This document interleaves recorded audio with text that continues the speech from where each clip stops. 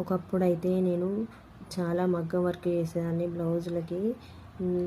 ఎట్లా అంటే అసలు తినడానికి కూడా తీరిక లేకుండా బ్లౌజులకైతే వర్క్ చేసేదాన్ని. అప్పుడు నన్ను చాలామంది అడిగేవారు, మీకు స్టిచ్చింగ్ కూడా వచ్చా, స్టిచ్చింగ్ చేస్తారా అని అడిగేవారు.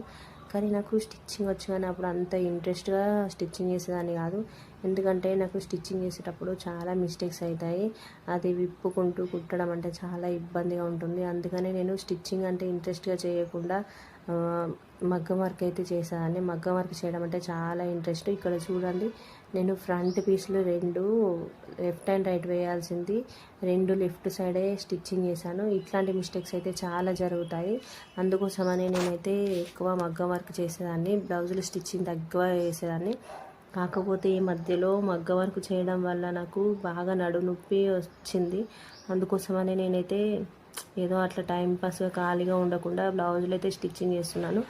ఇది కంప్యూటర్ వర్క్ బ్లౌజెస్ నేను స్టిచ్చింగ్ చేసేది. ఈ కంప్యూటర్ వర్క్ బ్లౌజెస్ అన్నీ ఆల్ కలర్స్ నా దగ్గర ఉన్నాయండి. ఇది బ్యాక్ నెక్ డిజైన్ చాలా హెవీగా వచ్చింది. వర్క్ చూడండి, చాలా నీట్గా ఉంది. అలాగే ఇందులో కుందన్ వర్క్తో చాలా హెవీగా కనిపిస్తుంది.